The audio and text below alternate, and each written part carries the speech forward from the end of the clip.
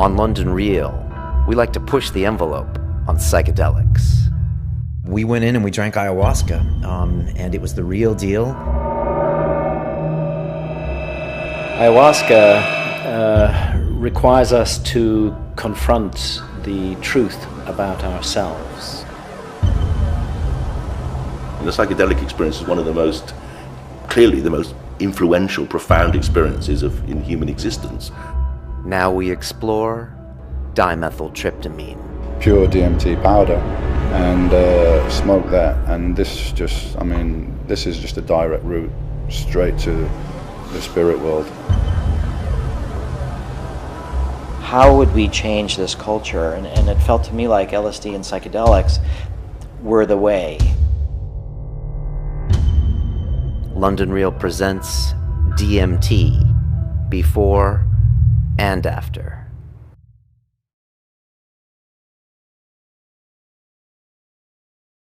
Let's do this. Our lives will never be the same again.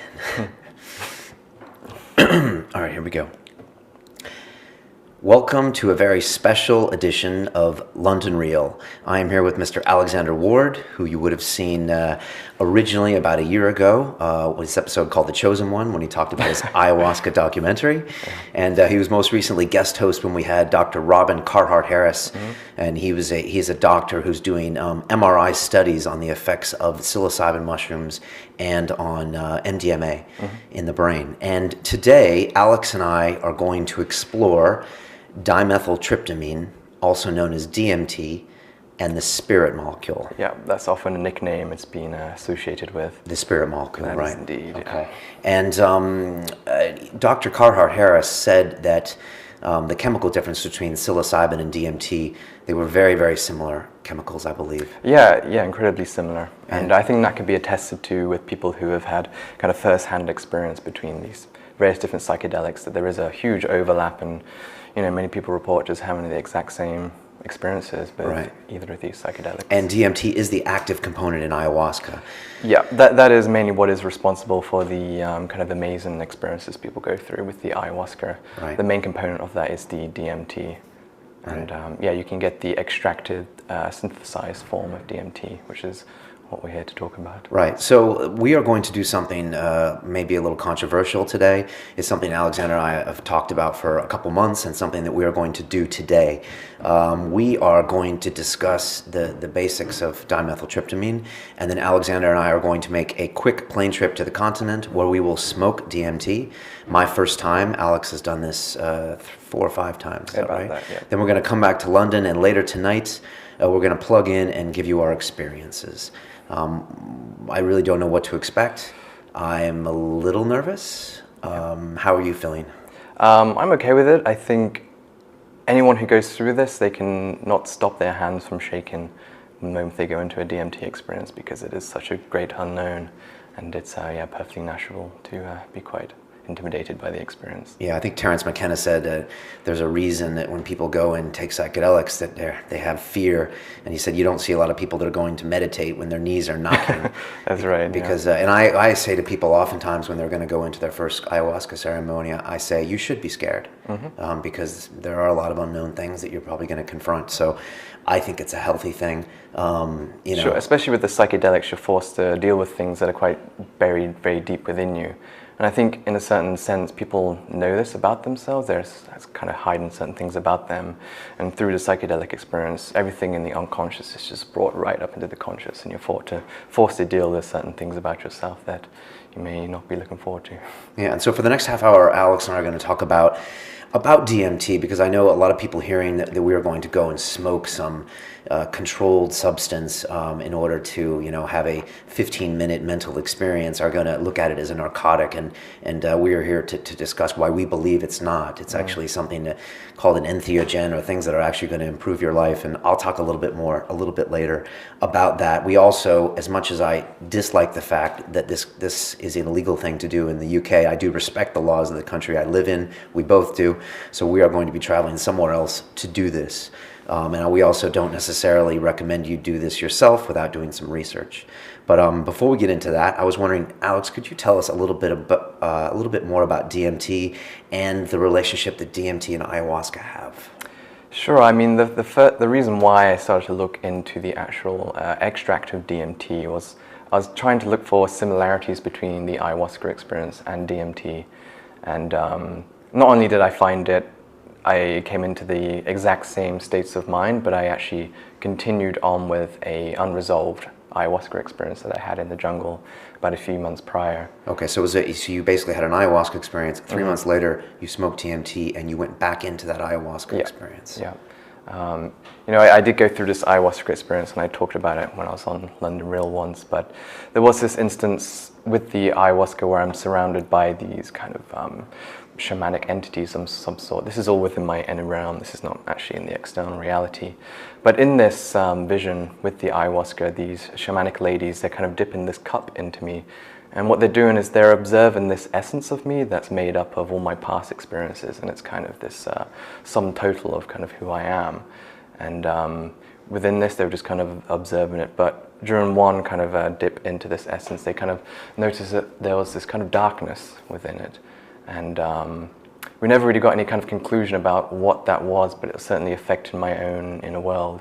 And when I went through the DMT experience with the smoked extract, it was kind of a continuation of that same experience. I was surrounded by the same entities, and they were saying, we really got to try and figure out what this is in you.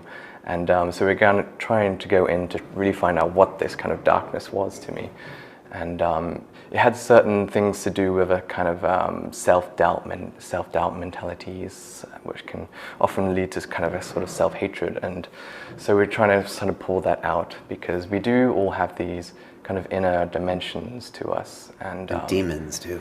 Yeah, when people encounter demons, they are visual manifestations of negative emotions they hold within themselves, because we all hold kind of certain emotions within us, and when we kind of keep hold of those negative emotions, they kind of run riot.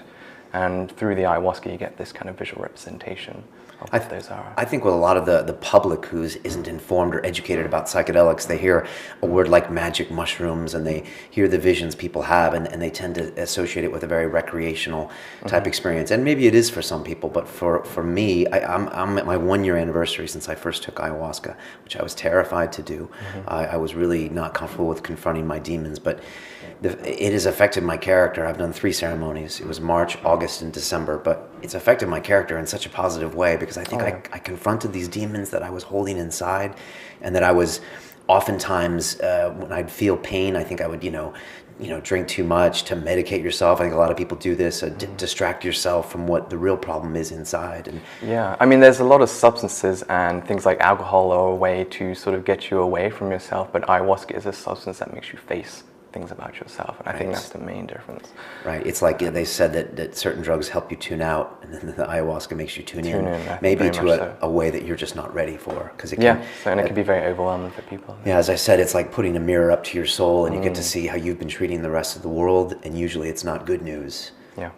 That's the way I kind of describe it. But for me, it's made a big development in my life. I mean, I was 40 years old before I ever moved in with another woman, or became like more of a family person, and I attribute it all to ayahuasca. My better half will say it was her, but I have to say that the ayahuasca is a pivotal experience in my life, particularly the second one, and I think it makes me more calm today. It makes me more loving of others. It makes me more accepting of things that I can't control. So it's very powerful stuff. Sure, and it's been very encouraging for me, because I've been on my travels for the past 8 or so months, and I'm getting a lot of contact with people who are working with this medicine, and just seeing the kind of transformations people are going through, becoming more compassionate people. And there is this whole element as well with psychedelics that is used in kind of post-traumatic stress disorders. And I've had people contact me, say they were able to deal with certain traumatic childhood experiences and all of this. And and it is an interesting thing when you consider this is a banned substance. I think it's kind of in America it's Schedule 1, which the definition of is, one of the conditions of making it a Schedule 1 is it has to have no therapeutic use whatsoever. And I think as we've seen through the testimonials of other people, and with a lot of scientific research that's coming out now, it's that's not the case. And it seems the most ridiculous thing to me to say. Backwards. Because 99 to 98% of the people I've ever met who have had, psilocybin or ayahuasca experiences, I think they're better people because of it, and then they act maybe 100%, and maybe this is a throwback from the banning of LSD in 1966 in the States, when maybe it was just a backlash of fear that kept it out of the public eye for research for 30 or 40 years. But as we've seen now with Dr. Carhart Harris, and if you haven't seen that episode, please watch it, because he is doing real clinical research where he is actually showing that these substances can help in depression, can help in a lot of repetitive behavior patterns. Like, I'm sure everyone listening to this have felt themselves in a cycle. They say the definition of insanity is repeating the same action, expecting a different result, but yet we've all done it. And Dr. Carhart Harris, who is a researcher, he's not a user of these substances. He has said it's a definite way to break a cycle of behavior. Yeah, it's really great to see. He does a lot of scientific studies on actually what happens in the brain when you go through. I think he did a lot of his research with the psilocybin mushroom, but again, these things have a big overlap. And I like the way he described it when he said, in the brain there are these certain hubs of information, and they collect information from various different parts of the brain into one cohesive whole. And what he said is the psilocybin kind of lowered the activity of these hubs, and he explained it as almost as if a conductor left the room in an orchestra. So now you're kind of dealing with a kind of unfiltered information, and he says this is the way how people find it very freeing and liberating, and also how people have this disillusion with ego, which is sort of how they've been conditioned to think about the world. It's kind of getting rid of that baggage and conditioning that you've been brought up with, and kind of being a bit more experimental with the information that's in front of you. It's like almost everything that goes through your mind is processed, how that relates to my ego. If you see something, it's like, okay, does that make me feel good? Does that make me feel bad? Does that validate my personality? Does it not? So I think with some of these substances, as Carhart Harris is talking about, it removes that, and then you can, like you said, process the raw information for what it is. Yeah, and I guess that's also why people see themselves for how other people might see them as well. They step outside of their, I've often said, it took me out of how I thought about the world and actually how it was instead. I was just kind of, my conditioning acted as a kind of filter for life, and to take that filter away and kind of see things from a different perspective. It's something that Simon Powell talked about with the psilocybin solution, and something Dr. Carhart Harris talked about, where maybe someday there will be these clinics, they may be these like you would go to a spa for the weekend. A rejuvenation center. Yeah, where you would check in for the weekend, you would see a doctor, they would prescribe a certain amount of psilocybin or a certain amount of dimethyltryptamine. You would go into a comfortable room with comfortable music with maybe a nurse to watch over you, and for the next 8 hours you would explore parts of your brain and maybe confront some demons, and then you could come back on Monday, and as opposed to having a massage, you might have that kind of a mental massage, a spiritual massage. For me, it just seems like it's a no-brainer that these things would be a wonderful way for people to practice this in a safe way, a controlled way that would better society in a huge way. But I don't know, am I being a little idealistic? No, I think that essentially is the conclusion a lot of people come to. When they see the power of the therapeutic use of this, they would naturally think that there should be some kind of centers that people can go to sort of have these inner journeys. And also for me, a lot of the psychedelic experience is about connection to nature. Right. So I think it's very important to have that aspect as well. And I do sometimes think when you're dealing with the extracted, synthesized forms of DMT and psilocybin as well, they kind of lose that important connection to nature. There's something to be said about having the intention of, going through the process of brewing the ayahuasca, or in the sense of psilocybin, trekking through nature and getting your hands on the actual form of it. Picking the mushrooms. Understanding its origin. It's a kind of embodiment of kind of nature itself. Yeah, so for people that don't know, the ayahuasca is made from 2 different plants in the Amazon, and they're boiled down over days, is that right? You can do it in a day. I've been to places where they do it over 4 days, and it's just a level of concentration they want to get into the brew. And some of the places you can go and you can make it yourself. Obviously, you're on a diet for usually 10 days, fairly strict diet. There's a whole ceremony, there's a shaman. It's something that's very respected, and I think it's a pivotal part of the experience to prepare your mind for what you're going to do. Now, we should talk about how DMT is not that. You know, Alex and I have not done any diet for this. There will be no ceremony that I'm aware of, and we will be smoking this extracted form of the DMT. And so what does that mean, in your opinion, as far as perceptions of it, and what is the reality going to be as in it comparing to an ayahuasca ceremony? I do think a large part of the ritual practices with ayahuasca, the way you have a certain diet, you're prepared to do certain ceremonial actions, and it's taken at nighttime. I think it is, in a sense, a way of mentally preparing you. The way you actively do it in the physical sense is a way of mentally preparing you as well. So I think as long as you have that mental preparation beforehand, you kind of that's kind of one step towards going through the experience. That's for the ayahuasca experience. Now, with the DMT, we won't have that. So how will that alter the experience, in your opinion?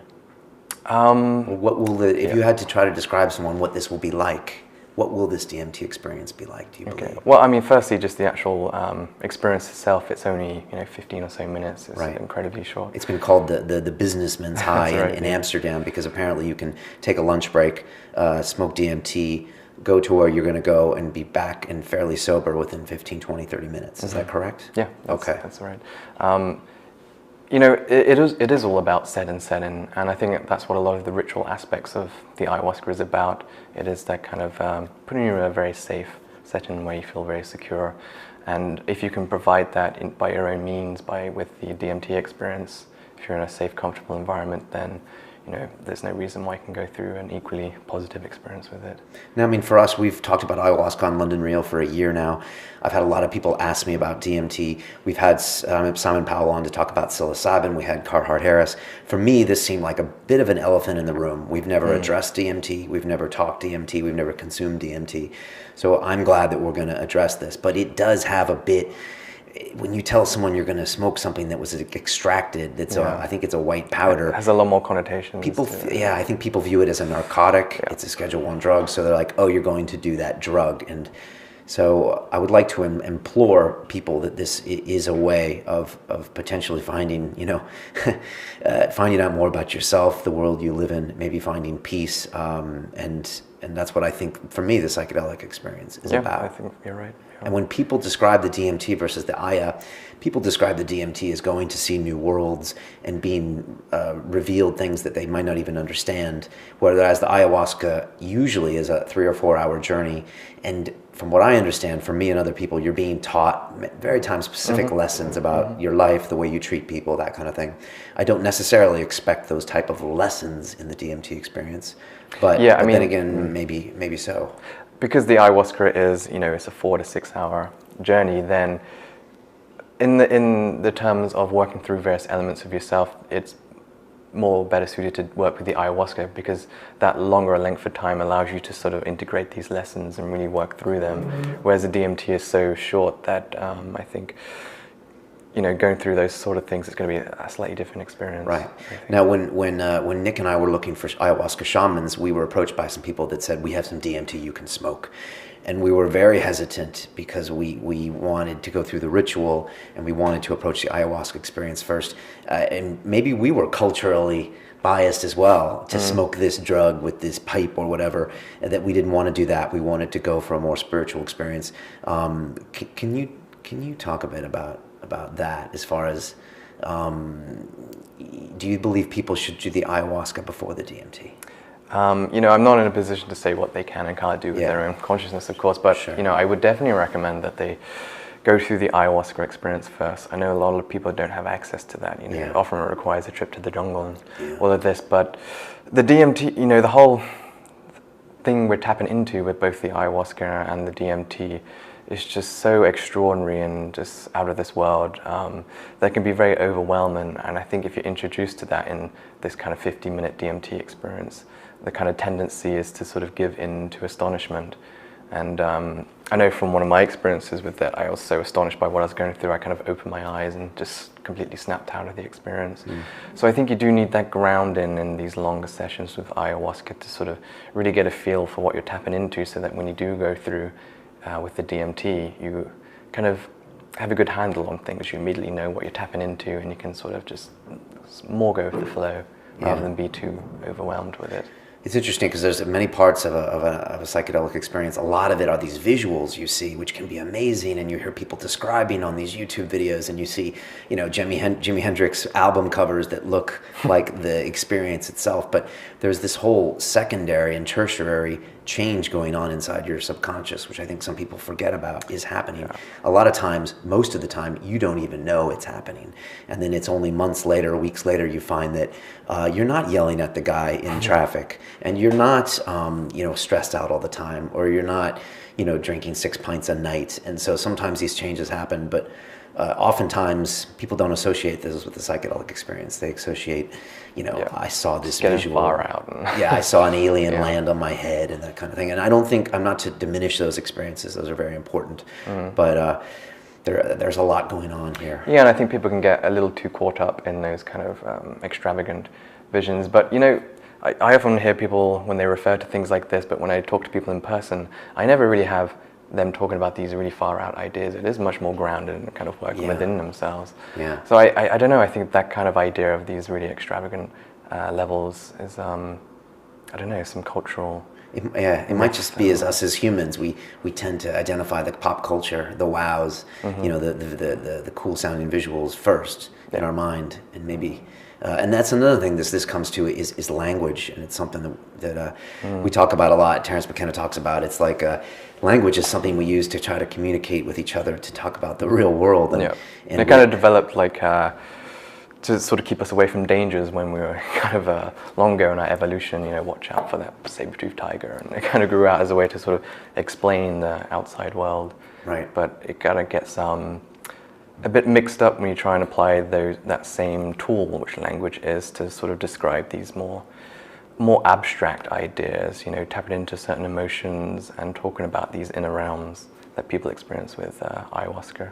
Yeah, I find that after my ayahuasca experiences, I don't want to talk. It's almost like I'm cheapening of what happened to try to describe it to someone, and I always fail. So immediately after, a few hours after, I just try to shut up. And then later I can write about it, but even then it's hard to describe, because it's a lot of it's a feeling, of things that you've never had It's very much tapped into emotion, actually. And I know that I've gone through my own work of trying to attain similar states of awareness through meditation and things. I know for the longest time I turned it into a kind of mental activity and had no luck with that. But when I got more in touch with my emotions and how I felt in ceremony, then I felt like I was very much on the borders of similar states of awareness that you get through psychedelics. So you were just becoming more emotionally open to the experiences? I think the psychedelic experience at its core is an emotional experience. Okay. And kind of when you focus on kind of the mental activities of it, it kind of gets away from what it is, I think. Okay. I just want to say something else on a personal note, and it's something I've thought about. I mean, we've shot 86 episodes of London Real. We've had a lot of people on, a lot of very interesting guests. We've talked about ayahuasca, psychedelics. We've talked about,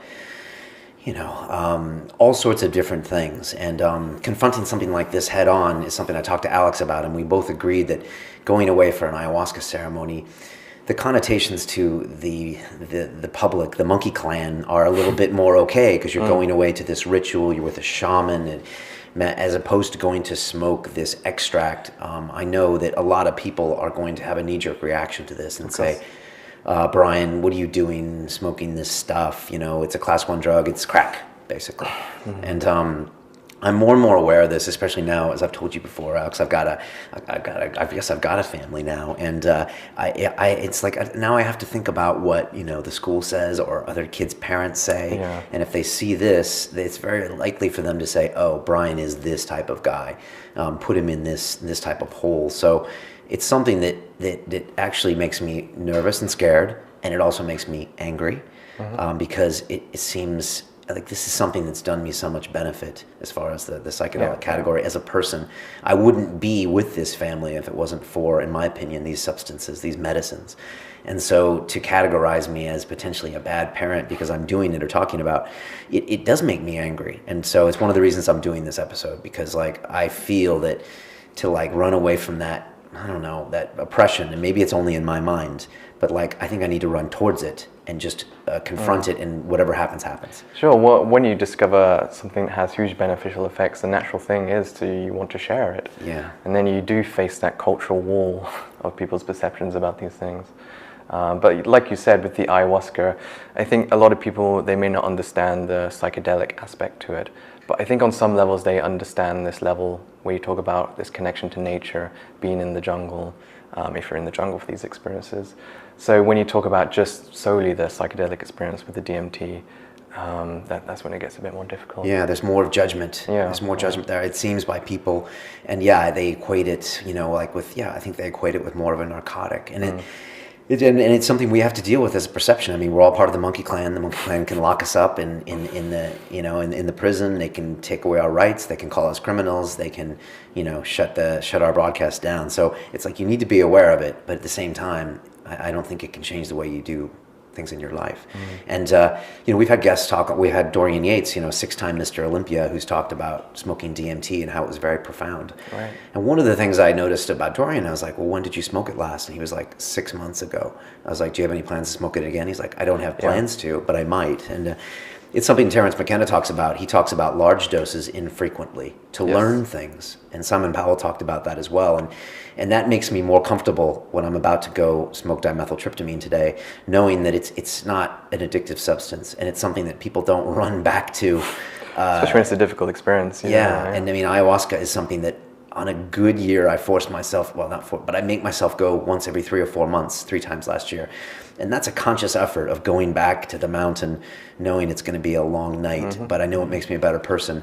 And it's just interesting and makes me feel better about DMT is that it's not something you hear people, I'm going to do DMT this weekend, I can't wait. Yeah.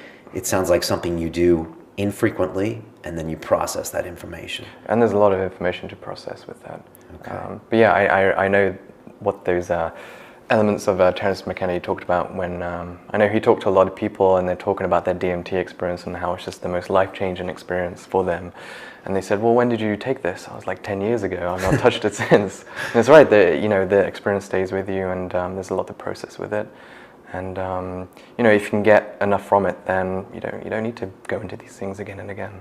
Right. It's not like that. Yeah, that's interesting for me because I had 3 ayahuasca ceremonies last year, and I don't have any planned for this year. And part of me thinks, maybe I'm just being not proactive enough, and I'm just running away. But also, I think ayahuasca's there. I think it calls you when it's time, and I think that it's always there, and you don't need to be there every 3 months. Yeah, it's very important to integrate these lessons into this reality. And I guess some people maybe get a little too caught up in that unusual experience. And I think that's maybe getting away from things. And I can understand that. I mean, once you drink the ayahuasca, you do get all this information and knowledge, and part of you does want to go back and get more of that knowledge. And after even a week or two after your ayahuasca ceremony, you can be in kind of a different world, and I can see how people can get used to that. But as Simon Powell said, it is important to do something with that information. Oh yeah, of course. I believe. So, are you scared?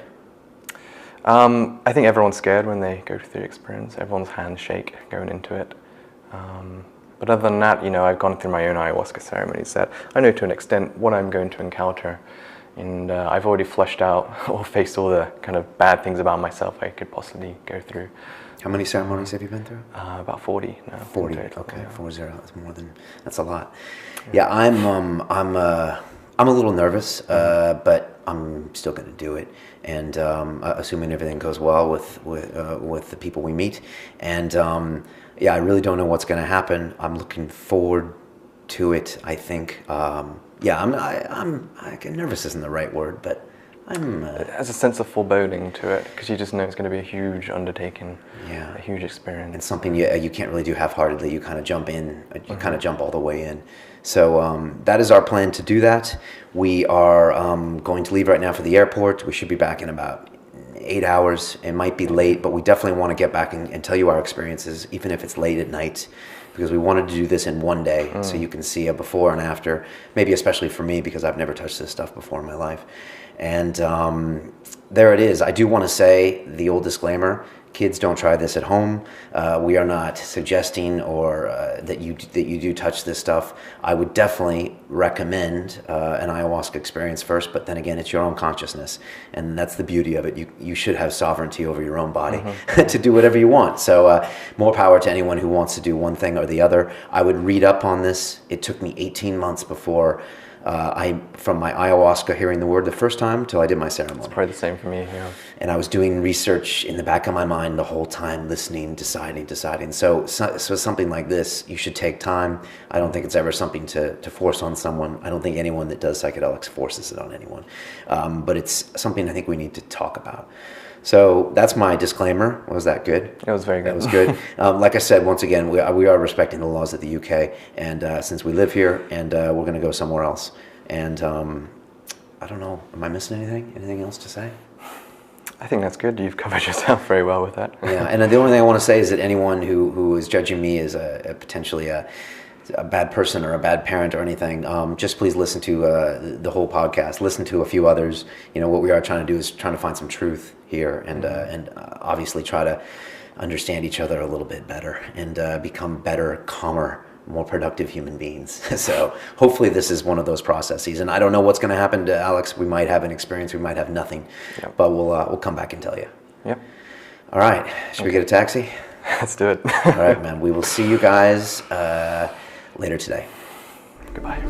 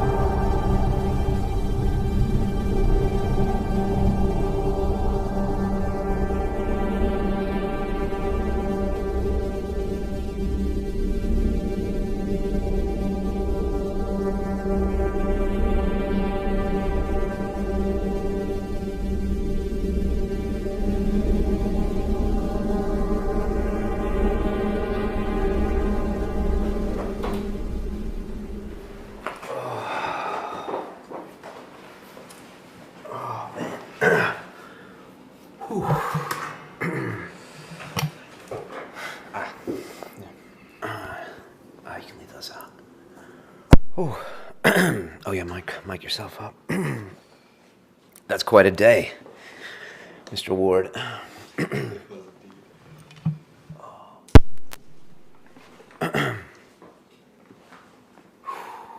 Okay. You mic'd up there? Is that going to be good just there? Yeah, that should be fine. Yeah. Yeah, that's good. Okay. You good? Yeah, I'm good. Okay, I'm gonna move that camera just a bit. Were you back further earlier? Or no? Maybe. How's that? You good? Yeah, that's you good. Stay there. That's cool. Yeah. Okay, we are back. We are back. Yes. That was quite a long day. I'm very tired. After this, I want to go to sleep. Yeah. We've got a bit of a dose of caffeine to help us get us. Yeah, a little coffee on the way in. Alex and I have just returned from our trip where we smoked dimethyltryptamine, and we both had, I guess, quite a profound experience each. I think you could say that. Without further ado, I was wondering if you could tell everyone what happened to you, what you saw, what you felt. I'll leave it to you. Okay, jumping right into it. Yeah. So yeah, usually when I go straight into it, there's this instance that comes up, and it came again during this experience. And when I'm smoking this and about to break through, I always have this very odd sensation of some kind of outside observation of me. I don't know what it is. It's a form of a consciousness part of my own self that's kind of looking back at me. But it's a very strong sensation, and someone's watching you. Yeah, I don't want to put it in quite those paranoid terms, but it definitely feels to be some kind of external energy that's kind of observing you through this, in a sense. And it's always a very familiar sensation I go through. And I also went through the signature process of having this noise that picks up in frequency and gets louder and louder as this begins to take effect. And the myth of that was this is the noise the pineal gland makes upon activation. Right, the pineal gland, the third eye. Which is the third eye, yeah. Right. This is, of course, just myth, but it's an interesting idea to think about. So I went into this and just lay back and closed my eyes. And for the first few seconds, I felt like it wasn't really taking effect. It felt like I could see visions behind closed eyes, but it was as if someone had turned off the lights. And so I'm seeing these visions, which is this kind of organic plant life mass of some sort. And I remember as I'm sort of breathing in, each time I take a breath, these plant-like organisms are just filling up with light more and more. And I've seen these kind of plant-like organisms quite a bit before, and it's usually a representation of my physical body. And usually when I go for experiences where the ayahuasca is kind of working through me and kind of evaluating the kind of how healthy I am in my body, then it's always represented with these same kind of organisms. It's okay. Very, very unusual. And so when I'm breathing, these plant-like organisms are acting as a kind of curtain or a veil. And when I reach the peak, it's as though this curtain is just sort of whipped away. And I'm very much in my normal state of consciousness. I don't think it affects you kind of mentally at all. You're very much how you are kind of before you went in. It's only the surroundings at that point suddenly are swapped out with an entirely different surroundings. Okay, so you are kind of you. You're just you in a completely different matrix. Mm-hmm. That's kind of the way I felt as well. Like I was brought into this almost a video game of two-dimensional space where I wasn't in control anymore, and I was in someone else's playing field, is what I felt. And I think that's why it's so intimidating as well. It doesn't affect you in any kind of emotional basis, so you're there kind of how your normal sense of being normally is, but completely different surroundings. Right, so it's like taking you literally out of your comfort zone. Literally, yeah. Literally. Exactly like that. Right. And so, I mean, what I tapped into with the DMT, and it's again this exact same realm that I keep tapping into time after time with experiences with the ayahuasca. And I felt myself, and I've had a lot of other people report to me as well when they go through this themselves, there's this huge sense of familiarity to this place that you tap into. Okay. It feels like you're tapping into the very core of yourself. And the type of aesthetic design of this place was a kind of multicolored cathedral of some sort. Okay. Kind of castle-like. And I remember kind of being in the presence of some other being who was kind of leading me through this space. So it was kind of welcoming me back almost. And kind of what I felt with this space, what I feel like I've tapped into with this, and I've gone through many experiences with the ayahuasca, is that you're tapping into a kind of part of a more soulful part of yourself. I've gone through experiences with the ayahuasca, and it feels like the experience of life on Earth is that people have this multi-dimensional existence, I call it. It's just ideas I'm playing with right now, but you get this huge sense that you are present beyond this veil that is kind of lifted temporarily with the psychedelic. And it's almost as if you're a soul having the experience of a physical body. I know many other people have had that same type of feeling with it. And there's some soul there. There's something beyond the physical. Yeah, there is this sensation that the consciousness you have is something more than just the body. Okay. And I could feel that. I could feel this very strong presence of this kind of very force of life, the very force of existence that was living through me. And it was this that was representing these plant-like organisms that when it doesn't have this force of life, this force of consciousness, that there is no kind of life to it. And when I took in the breath, it kind of just glowed full of light. And did this take you back to a space that you go to when you drink ayahuasca? Yeah, pretty much the exact same place. Okay. I think with the DMT, it kind of takes you to the a more pure experience in a sense, because I know the ayahuasca, it has a lot to do with the shaman calling on these various, we call them inorganic entities of sort. Right. They refer to as spirits. So shamans in the room, they're chanting, they're channeling these other spirits. Yeah. Typically when you're ayahuasca Which ceremony. could be a manifestation of a part of themselves that they give to you to sort of help you heal certain parts of your own inner space, or if they're external, this is kind of speculation. But with the DMT, it's just three guys in a room, and with the DMT, you don't deal with those external inorganic entities, I felt, and you just get to more a pure form of the experience, I think. Okay.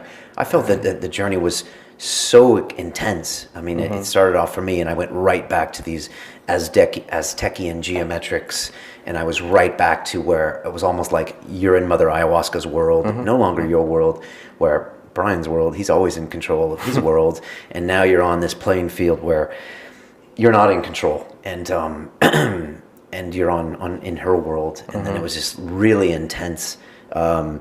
And I felt a real maternal energy, funny enough, which is much like Mother Ayahuasca. And I kind of had a maternal spirit that was actually trying to communicate something with me, but it was like the mute button was on. So she was almost trying to, even yelling at me at some point. And a few times she kind of hit me or hit the camera that was filming her, and it shuddered, and she was trying to tell me something. And then it would flash to where I thought she was holding a baby, and then it was back to her, and there was all of this aggravated energy happening all at once. And then for me, it kind of tapered down. It was almost like there wasn't enough time to learn a lesson. Yeah, I definitely got that sensation as well. It felt like just as I was getting very much into it, you can feel it just second after second, just sort of slipping away. Hi, it's Brian Rose. I'm back. It's 24 hours after Alex and I went away to smoke the dimethyltryptamine, and I was just thinking about our post-smoke episode yesterday, and I think I might not have described my experience to you and everything that happened, so I figured I'd just put this supplemental in 24 hours later and give you a few more details, because I think what people really liked about Nick and I when we did the ayahuasca experience is that we got into the specifics of what happened, just so people could understand the ceremony a bit more. And I know we missed that yesterday. I think Alex and I were still a little bit of a kind of a daze and haze. You're back to about 90% after you smoke the dimethyltryptamine, and so I think it may be good for me to tell you what happened to me. Obviously. We left the country and went to a place where we found the DMT, or we had some supplied to us, and you basically you heat it up. It's a powder, and you smoke it. And actually, I was going to go first, because it's my show, and I had never done it before. But I had a very hard time ingesting the right amount, and very little happened to me. So it was almost frustrating at that point. But then Alex went next, and for his first, I think, 4 breaths of the dimethyltryptamine vapor, I thought he was having a similar non-effect, and I was about to say, it didn't work for you either. We thought we had a bum batch, and it was just going to be a big waste of time, this whole episode.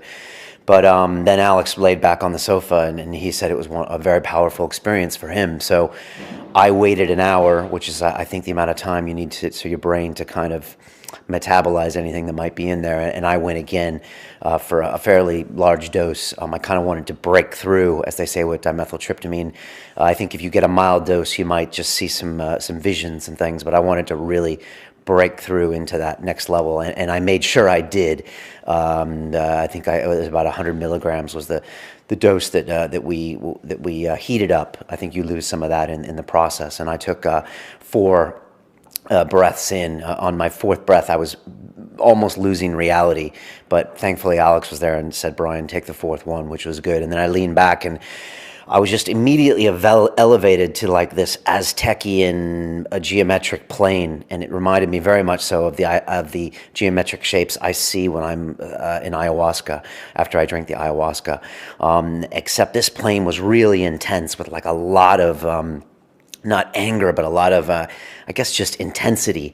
And I just felt that I was in someone else's playing field, that I wasn't in charge. And that's always a strange feeling for me, since I'm such a control freak in my environment. I like to choose who I associate with and the situations I put myself into. I like to push myself, but I also like to then come back home. So I was elevated to this plane that reminded me a lot of the ayahuasca plane, but there was no audio because there was no shaman singing, and it was just quiet in the room. And for some reason, I saw this, what seemed to be like a mother entity, but she was almost pixelated, so I couldn't see her face, and she seemed to be urgently trying to yell something to me or something, and she seemed to be kind of running around and fretting, and at some point I thought I saw her holding a baby, or a baby in her womb or something, and a few times she tapped the camera as if I would tap this camera right now to my vision, and it went white, and I was just like, she was almost like yelling at you, but the volume was completely muted. I don't know if you've ever had that experience. Maybe someone yelling at you and you had earphones on or something. And I was just like, trying just to be with the experience. But also I was very happy to know that I would not be there forever, because it was pretty intense and out of control. And I didn't feel emotions like I would feel in ayahuasca, where it's a lot of, I feel the pain of other people and their suffering and the fact that I'm not loving them enough, that kind of thing. This was more, just felt like a real intensity and a vibe, and she was trying to tell me something, and there was just urgency, and it was a real, like, zzz, a much more intense plane than I get with ayahuasca. Ayahuasca, there's those visions and there's those emotions, but I didn't feel like, ayahuasca feels like more of a storyline, and the DMT was more of a, here, we're going to take you right up to the hyperspace, and then you're going to come back down. And I knew I was going to come back, and I was feeling, and as the way it was slowly dissipating, I'm guessing after minute 1 or minute 2, I thought, oh, there's a lesson here. She's trying to teach me something about maternalism, motherhood, my future as a father, something. And so I sat back and was like, oh, let me learn the lesson, like I do sometimes on ayahuasca. And oftentimes there's a lesson, and oftentimes there isn't. And I think that's just our own ego projecting as if the universe is telling us something for us. So I think that's just your ego getting in the way. So then I kind of dissipated that and just tried to be with the vision. But I think it was very helpful that I had felt like I'd been in that space before with ayahuasca, because if not, I could have panicked and been like, what is all this crazy new information? But I think I was able just to kind of absorb it and let it in, and then it just kind of slowly calmed down. The visuals went away, and after about 5 minutes, I was pretty much back. The first thing I said to Alex was, that worked. And then he knew. I think he knew by looking at me that I had been there. And then I think I said Jesus a few times. It's just like, it's such a reminder when you go into that level of consciousness, even when you do ayahuasca, and you might have done it 40 times, as Alex had said, but you still forget what it's like when you go into her realm, or go into this realm where you're pushing your consciousness. And it's just so interesting, because you're not in control. You can't take a break. You can't run away. You just have to deal with it. And it's funny how your consciousness almost fights with itself. It's like some type of hybrid consciousness you have, where you're not in control and you're in control, and your ego's trying to process it, but then it can't process it. And it's this weird thing where your brain's trying to figure out what's going on. A lot like what Robin Carhart Harris said when he sat in this seat about, it's like an orchestra without the conductor. So it's like your main brain hub can't process this information in order to make it sound like a beautiful song. So all these instruments are coming in, and it doesn't know what to do with them. And that can be a beautiful confusion, because it can kind of show where you're at as far as a conscious level. As Terence McKenna once said, I don't know who discovered water, but it definitely wasn't a fish. And I think his point is that when we're in our own consciousness, we don't know we're in it, because we're swimming around in this water all the time. And when we perturb it, like we do with psychedelic, then we get to see the water that we're in is actually water. And so we get to see that what we're in, what we think is just normal life, is this consciousness.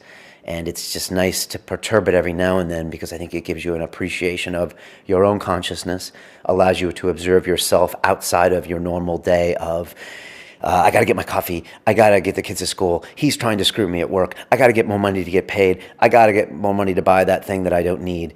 And I think it's nice sometimes to shock your consciousness and to realize that all of our manifestations in our head are just a construct of our own brain. So that's what's nice about a psychedelic experience, is it by definition will lower your ego, because you get to see the world for what it is, which is not your projection of the world, but it is just what it is. So I just thought I would give you that explanation. I didn't feel like I got in touch with my soul or met aliens. For me, it's just a show. I don't feel like I'm going to another plane of consciousness or seeing other beings. Alex has a different feeling. He feels like he does get in touch with some type of soul that he has beneath it. But we're very different people, and that's the thing about a psychedelic. And what I find beautiful about the psychedelics is they're almost custom tailored to the person taking them. Ayahuasca, for whoever drinks it, will usually confront the issues that concern them the most. And as my shaman says, for me, it's always relationships. And that's what comes up with me. With Alex, it comes up with nature. He has a real feeling with how man coexists with nature and whether we're ruining nature. But for me, a lot of my hang-ups tend to be how I interact with other people, whether I trust them, whether I love them, or all this stuff. So my shaman has been there for all three of my ayahuasca experiences, and afterwards I'm always talking about my relationships to other people, and she just noted that that's something very specific to me and not someone everyone else feels. So there you go. 24 hours later, I feel good. I feel kind of maybe 20% of the effects of an ayahuasca ceremony, as in I feel appreciative for the little things in life, for the sunshine today, for the coffee I had, for people, for my girls. I just have a little more feeling in touch with that we're in a kind of a very important and beautiful world, as opposed to some days where I can get fed up and frustrated with trying to get the show out, or trying to work on this, or trying to get more people to watch the show, and like all this other potential nonsense. Today, I'm just kind of appreciating life. And I do feel that way after an ayahuasca ceremony. I would say this is about 20% of that, as in I'm not full on like calling old friends, telling them how much I love them. It's not that. And there's nothing wrong with that. Or hugging everyone. There's nothing wrong with that. And that's a lot of times what will happen after an ayahuasca experience. A lot like a near-death experience. But today, I just feel to have kind of more of an appreciation for things. And and maybe not to take everything so seriously. And so for me, it was just kind of a way to kind of take a notch down. But by no means did it replace an ayahuasca ceremony. And if anything, it makes me believe more the power of a proper ayahuasca ceremony with a diet and with a shaman and with a 3 or 4 hour journey where you really go inside your head. The DMT was interesting. I think it's affected me on a subconscious level to a certain extent. But I really think it was more of a blast off rocket and then right back down to earth. And I don't know if it's possible to learn a lesson in such a short amount of time. I feel like you really need to go through a journey, and maybe even a mental preparation. Because I mentally prepared for the DMT, but it was mostly just fear that I wouldn't, die or do something stupid or overdose, which is almost impossible with the dimethyltryptamine. So anyways, I will turn you back over now to Alex and I talking about the experience. I hope my explanation here has gotten you a little bit of insight into what we actually did and what were the semantics of it. We both smoked once each. We didn't feel the need to do it again, and I don't feel the need to do it again. I think my next entrance back into the psychedelic experience will probably be an ayahuasca ceremony. I'm thinking 3 or 4 months from now. So I know I probably should go back in this year and learn a bit more about myself, but I'm not in an extreme rush. So yeah, that's me. Anyways, I hope you enjoyed listening. I hope this episode helps you in some way. I just want to make sure this show is not a proponent. I'm not telling you to go and try this spirit molecule, dimethyltryptamine. I'm not going to call it a drug because it's not. And this is in no way suggesting that you do this, but it's just something that you need to be aware of and something that exists, in nature and in the world. And For me, it took me 18 months before I heard ayahuasca to do ayahuasca. So I implore you to do your own research, do your own learning, and do your own mental preparation before you want to do something like this. And if you don't feel like doing it, don't do it. It's not for everyone. And I think when you need it, you will find it. And it will call to you when you need it. And when you no longer need it, you won't anymore. So now I turn you back to Alex and myself, talking about the aftermath of our experience. I hope you enjoy the show. If you do, please share it with your friends. And that's it. It's about the journey. I think I told you, on the flight back that I felt like at some point I saw this information and then I was like, oh, I'm being taught something, like I feel sometimes with ayahuasca. And I'm like, you should sit back and listen to the message being given to you and the direction you should take with your life. And I sat back and then I was like, okay, you're just being a douche because there's no lesson. And there wasn't. It was just the feelings tapering off. But there wasn't like, after ayahuasca, I walk away with a few distinct pieces of, you need to do this different. You need to treat this person better. And with this, I didn't get that lesson per se. No. And not that I expected it. No. Yeah, I think it is something about humans that they expect this lesson through it. And I did similarly, like in a similar fashion, I felt my ego kick in kind of towards the end of the experience. And it's trying to formulate some kind of idea about what this experience is, what I've learned from it. And it felt like that really got in the way. And I just remember kind of getting the impression, not a spoken word, but this impression of just saying, just be with the experience and stop trying to take control of it. Yeah. And I know when I spend time with a shaman in the jungle, Don Lucho, he says this is a common problem that comes up. Is that you just have to let go of that egoic voice and just be with it. It's funny because it doesn't take your consciousness away completely. And you're trying to fight, you're trying to protect your ego, I guess is a way of looking at it, or your filter of how you want to process this information, while at the same point your consciousness is being pulled away from you and rippled. So it's this strange battle, and I think it is all how you perceive it. As we know with ayahuasca, if you fight the experience, it's going to be a difficult night and potentially not a very fulfilling night. So that was pretty intense. What do you think you can gain from a DMT experience? It was very brief. It was probably 5 minutes long or 6 minutes potentially, of the really intense stuff. In the next weeks or months, do you think you're going to take something away from this or not? Definitely not to the same extent that you would with an ayahuasca experience. But for me, it felt like the DMT experience was just a kind of a reaffirmation of what I've been through with ayahuasca. So it's nice to have that reconnection, in a sense. And I think that's probably how it could be utilized. I don't think the DMT as a core experience on its own can be that beneficial because it is over so quickly. And I think you need that longer time to integrate a lot of the lessons. And I know a lot of DMT fanatics are gonna, be like, you guys don't understand, and I understand what you're saying, and it can be. Since I had done ayahuasca, it took me to a plane that I was somewhat familiar with, and I was like, okay, we're back here. Now, if I hadn't done that before, it would have been a massive sensory overload. I would have been like, what am I doing in this world? And it might have affected me differently. But I think that those lessons, it's almost like I got, a lesson taught over 3 hours. Like say it was a martial arts lesson and I learned something, as opposed to someone walking up to me and punching me in the head and said, that's a knockout. It was almost like I don't have enough time to process and learn from this. But I did get a glimpse of something which I know exists. And I did feel some of those old feelings about the ayahuasca, like you're not completely in charge. There's these other people, there's these other entities, there's this other message out there. But then it stopped there. Yeah. Do you think there was some kind of significance to this maternal lady of sort, that it was a kind of representation of things that are happening kind of in your life? Yes, yes. I'm surrounded by women, and I'm turning 42 this year, and I have never procreated. And as we were talking about earlier, I think ayahuasca has this communal, family, clan vibe going on when you drink ayahuasca, and even nature for you, and less so for me, and relationship and almost an avatar thing, which I hate to use that expression, but it's a good comparison. Yeah, no, I definitely felt that as well. That That's one of the differences that separates ayahuasca from other psychedelics, that it does seem to focus more on these issues of family, community, and friendship. And I think part of my journeys was realizing that it's not really about the ayahuasca, it's about more the communities that are forming around this kind of medicine use. They're kind of being taught these messages of community and kind of working together.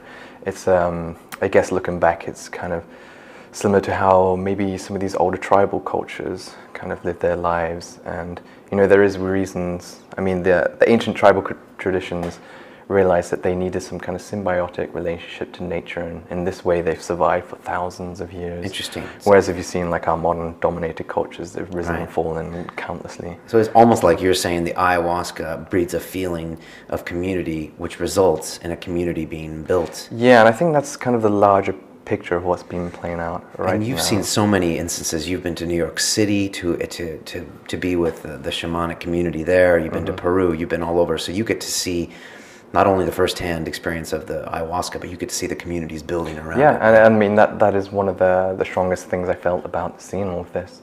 And there was this concept that's been playing around a lot of these kind of medicine circles, and that is this movement called the condor-eagle prophecy. Okay. And the condor is an element that represents these older Southern American cultures that do have their traditions in medicine use like this, and they've kept alive the knowledge of these altered states and more of an alignment with spirit and this reverence for nature, whereas the eagle represents the kind of North American modern cultures like our own, where we've sort of descended into this reverence for physical matter, and we've kind of separated from that sense of community. And part of this movement is bringing together all these old scattered tribes who are now come together, and they're sharing their different medicine practices.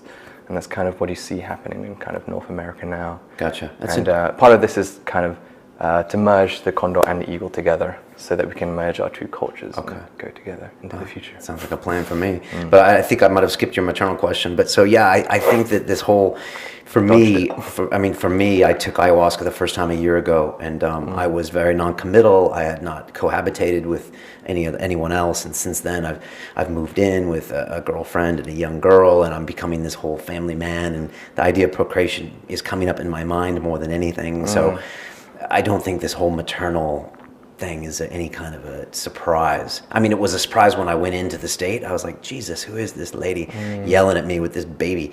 But you know, it makes sense that it might be something a bit more symbolic. And you know, again, it's not something I'm going to focus on and try to figure out the next few weeks. I'm probably going to, you know, not think about it.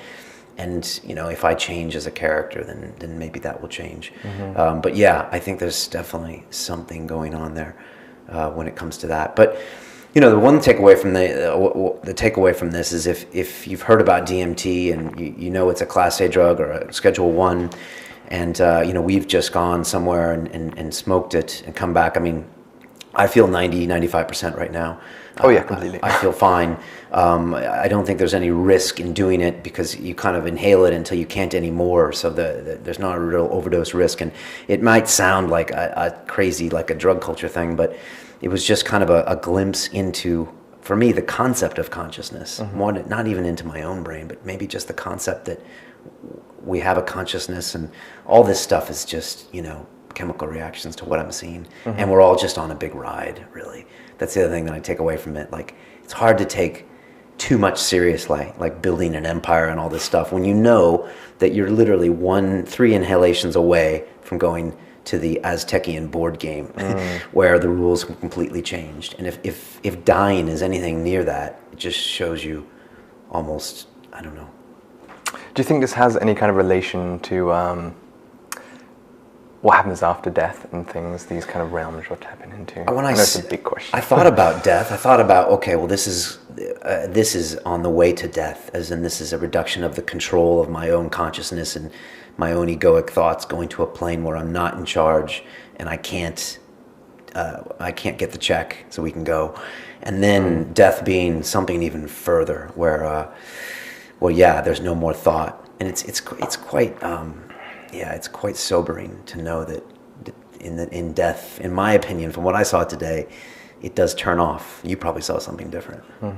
Well, it's just touching on the same thing I keep seeing again and again, and I know many people have different interpretations of kind of the realms you encounter. There's certain ideas which are more of a Jungian interpretation, where you're tapping into more the collective unconscious of humanity, because our conscious attention in this very moment is just kind of a wafer-thin layer on top, but there's actually a huge amount of going on inside you in the unconscious.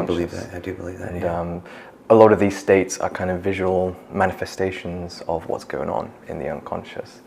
And I don't know, I did feel that for the longest time, but there's just something about a lot of my later experiences that it did feel like I was connecting with some sort, I hate to use the word spirit, but that's really kind of what it feels like. And I've also been interested in kind of tapping into these states more without the use of any kind of psychedelic, because I do think it is more a window into these states of awareness, but it's not an actual doorway. I think it puts you into a certain alignment that allows you to be in the state of mind, but if you're constantly relying on something else to get you into that, then you never really learn how to walk yourself. Yeah, so you're saying it's a window, not a doorway. Yeah. So it's something to see and then to take back and apply in your own life or to learn from? Yeah, I think so. If you're interested in, I mean, this whole idea is about, for me, delving into the nature of consciousness, and I think it's a very valuable experience to go through to understand what it means to have consciousness in the human body. I know it's a very large subject to tackle, but I think it's an important one to try and understand. Yeah, and I think it's important that you're saying that you don't need to do this every weekend. You don't need to escape and see these things and see these truths, and that can even be the wrong thing, because ultimately you do have to live in reality. Mm-hmm. And hopefully these things can give you insights into making some changes. What I kind of realized today is that I probably need to go back and drink ayahuasca this year, maybe once or twice, mm-hmm. and that, you know, the battle's not over. And I'm a newbie compared to you. I'm on 3 ceremonies, you're on 40. I know it's not a quantity thing, but mm-hmm. I probably have a lot more to understand in the long run about my own consciousness. You have many more years on you as well, so you're kind of dealing through a lot that you've been through as well, so it's a lot more to go through. And call me old? I think I may have a little bit. Older. But, you know, I mean, I've never had a huge amount to deal in terms of my own personal life. I never had any kind of traumatic experiences in my childhood, so I never really had to process a lot of that. And it felt like I kind of got past that very quickly, and my focus kind of descended on trying to understand what these states of mind are. Right. But also you found a journey in trying to become less shy and to try to get out of your shell more. Right? Yeah, of course. You know, it really does open you up to more experimental ways of approaching your work. And what it made me realize is it also gave me a message to want to produce artwork about. But it made me realize that doing artwork and then picking up other processes using film, talking even like this, how we are now, it's all different ways of trying to get out the same messages, but it kind of helped me get me out of that art box and put me into other things. Okay. For someone listening to this or watching us right now that's just, you know, watch us go on this crazy journey with some bumps along the road there were, and even setting this up, I mean, what can they take away if they're never going to do this or they're thinking about it? You know, if you can give them some parting advice about what we've done today or what we've learned, what would you say? I think we touched on it before, and I think people get a little too drawn into the unique experiences of these altered states of mind. And I think ultimately, if you're not bringing back information to use in your daily life, because we're here to live in this ordinary, mundane reality, and if it's not in any way kind of assisting that, then you have to wonder, well, what is the use of it? And so make it practical. Make it practical, yeah. And it's very important once you go through these experiences to come back and ground it into this reality. Question: when will be the next time you'll be smoking DMT? My Henry thought I would for a while, so. Yeah, I'm in no need to. I'm in no need to, no rush. I kind of saw a glimpse of something. I didn't feel like I needed to go back there as of yet. I know it's there.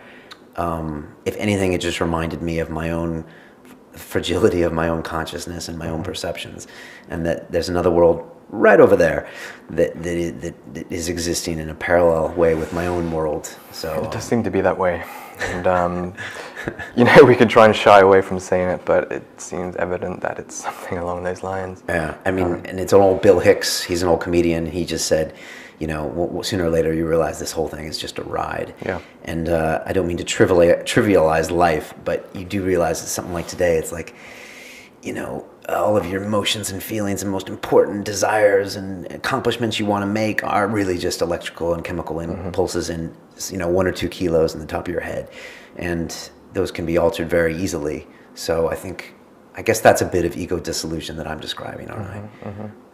And I think ultimately for me, I guess it might step on slightly metaphysical terms, but I think behind everything, even these experiences you're having with the altered states of mind, that I do see that behind all of that, when you connect to your true self, when you realize you are the entire works of the universe, it's kind of, you see life is living through you, having the experience of separation from all that is, and everything you go through negative, all these trivial things, are kind of valuable learning experiences for our true self, which is all of existence. That's deep, man. It's funny because I didn't get an attachment to a soul when I go into these experiences. I don't think there is another level of beings and consciousness. I just see things and I bring things back. So for me, maybe it's my practical mind, but I don't think that there are other even beings and entities per se. I've just seen something that it's very interesting to know it's there. Yeah, sure. But also I'm in my early days and that could change over time or not. So I mean, I've always been very much a skeptic, and I'm not willing to put my foot down and say it's this way or that way. But I think maybe working in art my whole life, it's made my thinking maybe a little more loose, flexible, willing to allow certain ideas come in and at least play with, I think. Okay. Excellent. I don't know what else there is to say. Just for you, timing. Are you going to be going back to ayahuasca this year? Are you going to take a break? Has that changed after what happened to you today? I'm taking a break from this. 40 ceremonies is enough. And as I said, I'm trying to find out ways to tap into this more on a meditation basis. I interviewed one guy in America, Alan Steinfeld, he said he came back from interviewing one lady who sat in a dark room for 40 days and said this whole space just opened up right in front of her. And it really did pique my interest when I went through a particular ayahuasca experience, and the next day I started to read more about the life of the Buddha, Siddhartha, and they talked about his awakening underneath the Bodhi tree. And it seemed like they were just describing my ayahuasca ceremony. Okay. And it seemed like that was a kind of thumbs up that, yes, if you put your mind to it, it's something that can be attained through meditation. So you want to achieve your next level of enlightenment through meditation, right? I think so. And I think it sounds like something that would be a lot harder, but I think because it's hard, it'll have that more permanent fix. Yeah. No, I totally salute that. I totally salute that. And I have nothing wrong with the shamans or ayahuasca or people that are trying, but I love it when anyone takes a step back, analyzes their behavior, because you can always come back to it. Sure. And, there is this aspect, no matter how much information you can bring back through the experience, it does take you up and brings you right back down. It's not this permanent state of mind, which is maybe a good thing because it's so overwhelming. But I think there's something to be said about putting the hard work in to attain those states of awareness. Cool. No free lunch, as they say. Awesome. I just wanted to thank the people on the continent that helped us out. If you want any information about them, don't email me. Don't ask me about it because we're not going to talk about that. If you want to have your own experiences, please research them well. There's lots of information on the internet. In no way are we suggesting you do this. We just wanted to do this for ourselves and address what my opinion was a big elephant in the room when it came to London Real. We've talked about ayahuasca, psilocybin. We've had doctors on, and we've talked about DMT. I'm okay. Alex is okay. He's still extremely good looking, and we're back. We're going to continue on with my day and the show, but thank you for doing this with me. Yes, thanks for having me. I wouldn't have wanted anyone else with me but you. Yeah. All right. Cool. All right. Well, until then, all the best to everybody, and it's about the journey. It is indeed. Thank you. All right. Peace. And at the end of it, it's not like you get more MDMA. It's attempting to help people be healthy without drugs. Right. I think it's what you bring back from the drug experience that changes your state of normal, in a way that makes it so you don't need the drugs. You want to resolve the issues, not just medicate them daily. Yeah.